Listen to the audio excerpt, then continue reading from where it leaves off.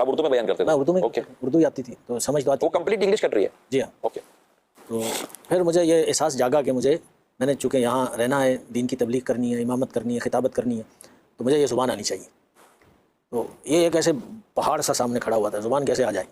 कोई इंजेक्शन तो है नहीं कि हम लगवा लें और बस यूँ स्विच ऑन हो जाए।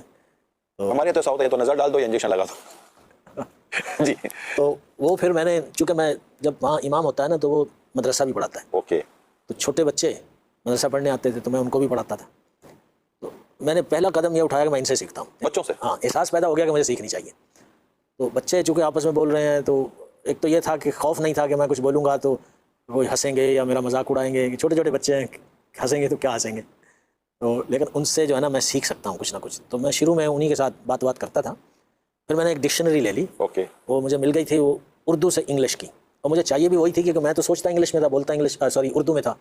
तो उर्दू के मुतबादिल मुझे इंग्लिश अल्फाज चाहिए होते थे, तो वो उसमें से ढूंढता था और मैं फिर उनको लिखता था। एक मैंने अलग से बुक बनाई हुई थी, तो अल्फाज ढूंढ के इधर उर्दू इधर इंग्लिश, इधर उर्दू इधर इंग्लिश, तो यूँ मैं बस वो करता रहता था। फिर उनको याद भी करता था। फिर वो 10 याद किए तो कुछ दिनों बाद 5 याद रह गए, 5 भूल गए। तो ये सिलसिला वो सब चलता रहा।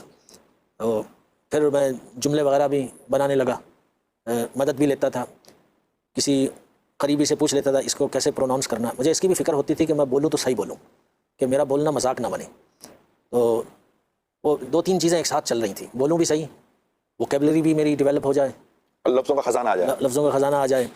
फिर यह है कि जुमले में सही बनाऊँ, तो उसके लिए ग्रामर ज़रूरी थी? उसके लिए ग्रामर ज़रूरी थी।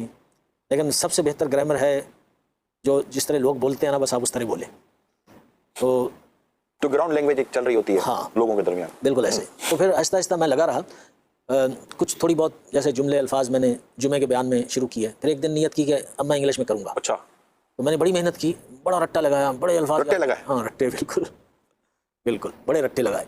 तो मैंने वो हिम्मत करके जैसे तैसे करके बयान कर डाला इंग्लिश में? इंग्लिश में। कितना अर्सा लगा मतलब? तो मेरे हाल में कुछ 2 साल के बाद, 2 साल? यानी ये सारी स्ट्रगल मेरी चलती रही 2 साल। फिर 2 साल बाद मैंने बयान किया। हमारे कौम का इतना हाजमा नहीं। 2 साल। तो उसमें मेरी हौसला अफजाई हुई